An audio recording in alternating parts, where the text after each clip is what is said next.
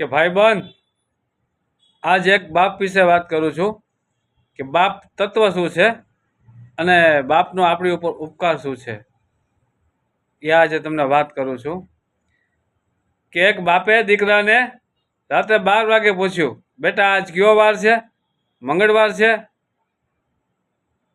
દીકરાએ જવાબ ન દીધો. પાછું પૂછ્યું કે બેટા દીકરા આજે કયો વાર છે? મંગળવાર છે? અને દીકરાએ ગુસ્સે થઈને કીધું કે પપ્પા આજે બુધવાર છે, મંગળવાર નથી. મંગળવાર ક્યારનો વયો ગયો. એકદમ ગુસ્સામાં જોઈ અને બાપે કીધું કે દીકરા હવે વાર ભૂલી જા, અહીં મારી પાસે બેસ.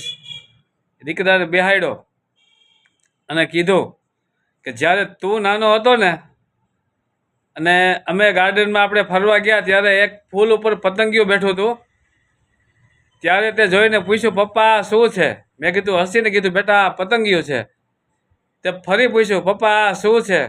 ને મેં હસીને કીધું, બેટા એ પતંગિયું છે. આવું 15 દિવસ સુધી ચાલ્યું. કેટલું? 15 દિવસ સુધી ચાલ્યું. 15 દિવસ સુધી તને પૂછ્યું અને મેં તને હસીને જવાબ દીધો, પણ તને પતંગિયું બોલતા આવડી ગયું, કારણ કે ત્યારે તારો બાપ તારી પાસે હતો. અને મને પણ એવું થાય કે જો આજે મારો બાપ મારી પાસે હોત ને તો આ દુનિયાની તમામ તાકાત મારી પાસે હોત. એટલે કહું છું, મા બાપને સાચવી લેજો ભાઈબંધ. બાપ ફરી પછી નહીં મળે અને એનો ઉપકાર આપણી ઉપર બહુ છે.